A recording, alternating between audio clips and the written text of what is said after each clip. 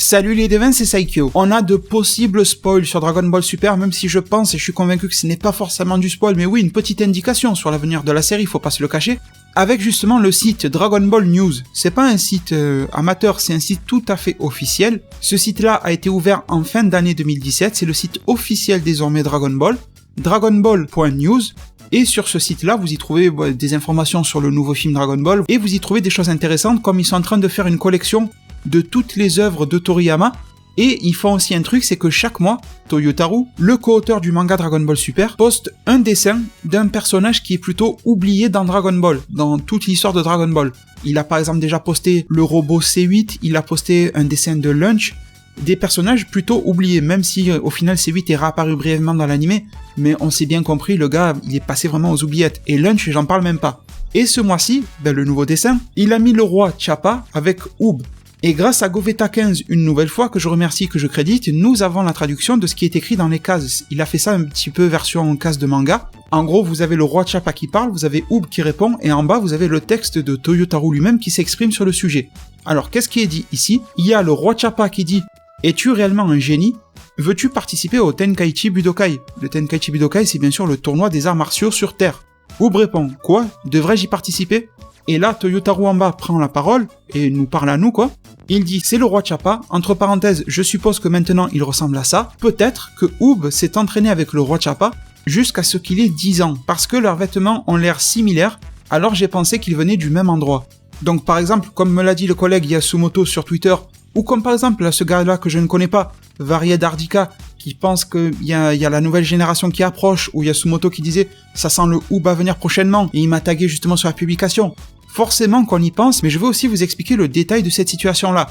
Déjà, pas trop s'affoler parce que comme je vous l'ai dit, chaque mois Toyotaru poste un dessin d'un personnage oublié dans Dragon Ball. Le roi Chappa, bon, moi je m'en rappelle, mais c'est pas quelqu'un dont on espère le retour, et je suis sûr que beaucoup de personnes qui sont fans de Dragon Ball Super ne connaissent pas le roi Chappa ou l'avaient oublié. Il y en a aussi beaucoup qui s'en rappellent, ne vous inquiétez pas, je ne vous mets pas de côté les gars, mais je pense qu'il y en a beaucoup qui l'avaient perdu de vue ou perdu dans leur mémoire ou quoi que ce soit. Sachant que je sais que beaucoup de personnes n'ont jamais vu Dragon Ball, ni lu les premiers tomes de Dragon Ball. Bon, c'est un petit peu problématique à mon sens, mais voilà, chacun son parcours, chacun fait ce qu'il veut, quoi. Où est-ce que je veux en venir? C'est tout simplement pour vous dire que ce dessin-là peut être juste un prétexte pour mettre en avant le fameux roi Chappa avec Oob, c'est plutôt sympa. Après, bien sûr qu'on peut le penser de manière un petit peu plus, on s'approche de la nouvelle génération, parce que Toyotaru avait déclaré qu'il préparait le terrain pour que Dragon Ball Super rejoigne à un moment ou un autre la fin de Dragon Ball Z. À aucun moment Toyotaru a dit que la fin de Dragon Ball Super serait la fin de Dragon Ball Z. Si vous avez vu ça, ou entendu ça, ou lu ça quelque part, la personne s'est trompée. Toyotaru avait juste exprimé qu'à un moment, l'histoire de DBS rejoindrait la fin de DBZ. Ça peut se finir en même temps, comme ça peut continuer, parce que le mec n'avait pas précisé, quoi. C'est ça le truc.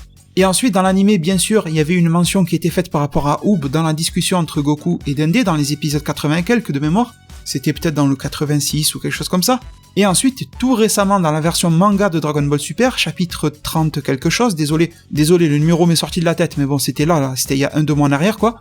Tout simplement, Oob est apparu dans la version manga de DBS. Oob était beaucoup plus jeune, parce que là, dans la chronologie Dragon Ball, au moment où le tournoi du pouvoir démarre, on est à environ 3 ans et demi de la fin de Dragon Ball Z. Donc il nous reste encore un gros creux à combler, soit par de l'histoire, soit avec une ellipse, et on arrive directement à la fin, hein, ça prend le raccourci, quoi. Donc, chronologiquement dans Dragon Ball Super, on en est loin du 28e Tenkaichi Budokai dans lequel Oob participait. Après, avec une ellipse, on peut tout faire, hein, on peut aller 1000 ans dans le futur si on a envie. Donc c'est aussi pour ça que je ne pense pas que Toyotaru va nous révéler Oob le 28e Tenkaichi Budokai très rapidement dans le manga, sachant que le manga a beaucoup de retard sur l'anime, il a à peu près entre 9 et 12 mois de retard, hein, entre la diffusion des épisodes. Mais c'est vrai que, étant donné que Dragon Ball Super se termine en épisode 131, dans sa version animée, on peut penser que le 131 sera un petit peu dédié à Oob, peut-être exactement de la même façon qu'avant, peut-être d'une manière alternative, du genre Goku et Beerus ne se parlent plus depuis je sais pas combien d'années, parce que juste ils ont pas eu l'occasion de se croiser, et à ce moment-là, t'as Whis qui arrive avec sa canne, et qui montre à Beerus, regardez sur Terre ce qui se passe, un nouveau guerrier est là, Beerus le regarde, il sourit, la série s'arrête. On peut avoir quelque chose comme ça aussi. Ou alors, oui, peut-être que c'est aussi un message pour nous faire comprendre que voilà, les choses avec Oob arrivent, que la fin de Dragon Ball Super en anime et en manga sera celle de DBZ, etc. Voilà, beaucoup de choses peuvent être faites, mais là, dans ce cas-là, si vous voulez mon avis, je trouve que Oob a plus été amené pour nous montrer le roi Chappa d'une manière cool. et pas forcément pour nous annoncer quelque chose d'autre. Mais oui, forcément que Toyotaru doit avoir la tête vers ce fameux 28e Tenkaichi Budokai.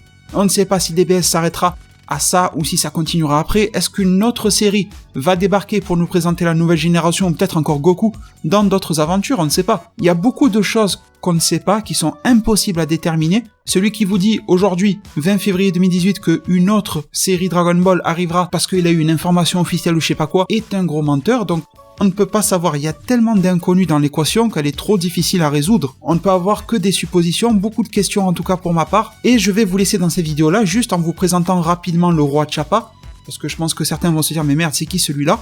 Donc le roi Chappa a été un participant au tournoi des arts martiaux justement sur Terre, c'est pour ça que là, il fait cette proposition-là à Oob d'y participer, aussi bien dans le manga que dans la série animée Dragon Ball. Il a participé au numéro 22, sachant que celui de Oob c'est le 28, donc ça remonte, hein, et il a perdu contre Goku. Et il a participé au 23e, et malheureusement pour lui, il est retombé sur Goku. Et pourquoi est-ce qu'on l'appelle le roi? Ce n'est pas parce que c'est le roi de la zone où habite Oob, etc. Rien à voir, c'est juste parce que dans le passé, le roi Chappa avait déjà gagné un tournoi des arts martiaux, sauf que le gars ne s'était même pas fait toucher une seule fois, et du coup il s'était fait surnommer le roi grâce à cet exploit en quelque sorte. Et du coup là, Toyotaru fait la supposition, étant donné qu'ils ont un physique similaire, des vêtements similaires, et d'ailleurs je pourrais même rajouter Nam, qui a des vêtements assez similaires, et bien qu'il pourrait venir du même endroit, de la même zone du monde ou quelque chose comme ça. Toyotaru fait plus le rapprochement par rapport à leurs vêtements, et après je trouve qu'au niveau du physique et du visage, ils ont pas forcément les mêmes traits je trouve, hein, sincèrement. Mais bon oui, cette histoire est tout à fait possible et ça serait cool après tout que Toyotaru fasse un petit peu du lien entre le passé de Dragon Ball et son futur, quoi, ça pourrait être intéressant. Je vous ai tout dit aujourd'hui par rapport à ce post de Toyotaru, je suis venu vous en parler principalement pour clarifier parce que dès qu'il y a un dessin, un post, etc., ça part dans tous les sens sur internet. Malheureusement, je suis pas extrêmement populaire sur YouTube parce que bon, je suis plutôt débutant encore, j'ai pas encore 2 ans d'activité sur YouTube et c'est plutôt jeune.